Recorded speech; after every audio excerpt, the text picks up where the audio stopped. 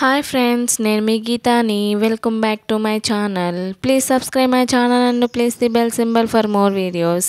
ఇవాళ రెసిపీ వచ్చేసి పచ్చిశనగపప్పు మిల్ మేకర్ కర్రీ అండి. చాలా ఈజీగా సింపుల్గా ప్రిపేర్ చేసుకోవచ్చు.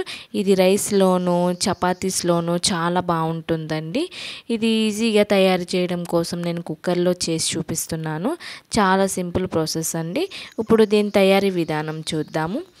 మిల్ మేకర్లండి, ఇలా చిన్న సైజు మిల్ మేకర్ని తీసుకున్నాను. నేను వేడి నీటిలో వేసి 5 మినిట్స్ ఉంచాను. 5 మినిట్స్ తర్వాత చన్నీటిలో వాష్ చేసుకుని బాగా పిండుకొని పక్కన పెట్టుకోవాలి. ఇప్పుడు ఈ గ్లాస్ పచ్చిశనగపప్పుని తీసుకున్నానని నేను ఇది ఒక 10 మినిట్స్ నానబెట్టుకుని బాగా వాష్ చేసుకుని పక్కన పెట్టుకోవాలి. ఇప్పుడు ఒక కుక్కర్ కళాయిని పెట్టుకొని 2 టేబుల్ స్పూన్ ఆయిల్ యాడ్ చేసుకొని చిన్న దాల్చిన చెక్క, 2 లవంగ మొగ్గలు, కొద్దిగా జీలకర్ర, ఒక లాలిక్కాయ యాడ్ చేసుకొని కొంచెం వేగిన తర్వాత 2 మీడియం సైజు ఉల్లిపాయలని చాలా చిన్నగా కట్ చేసుకుని యాడ్ చేసుకోవాలి. అలానే ఒక టమాటోని చిన్నగా కట్ చేసుకుని యాడ్ చేసుకోవాలి. స్పైసెస్ని బట్టి చిల్లీస్ని కూడా యాడ్ చేసుకుని ఇవి మగ్గడం కోసం 1 స్పూను సాల్ట్ని యాడ్ చేసుకుని మీడియం ఫ్లేమ్ మీద క్లోజ్ చేసేసి ఇలా 5 మినిట్స్ ఫ్రై చేసుకోవాలి. ఇవి ఇలా ఫ్రై అయిన తర్వాత 1 spoon ginger garlic paste, 1/2 spoon పసుపుని యాడ్ చేసుకుని బాగా పచ్చివాసన పోయే వరకు ఫ్రై చేసుకోవాలి. ఇవి ఇలా ఫ్రై అయిన తర్వాత మనం నానబెట్టుకుని కడిగి ఉంచుకున్న పచ్చిశనగపప్పుని యాడ్ చేసుకోవాలి.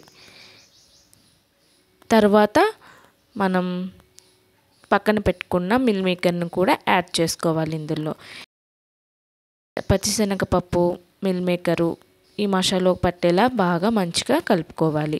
ఇది 2 మినిట్స్ ఇలా కలుపుకుంటూ మీడియం ఫ్లేమ్ మీద వేగనివ్వాలి. ఆయిల్లో టేస్ట్ అనేది చాలా బాగుంటుంది.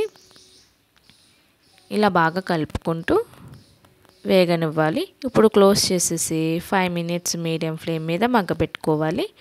చూడండి, చక్కగా సాఫ్ట్ అయిపోయాయి, చక్కగా మగ్గాయి.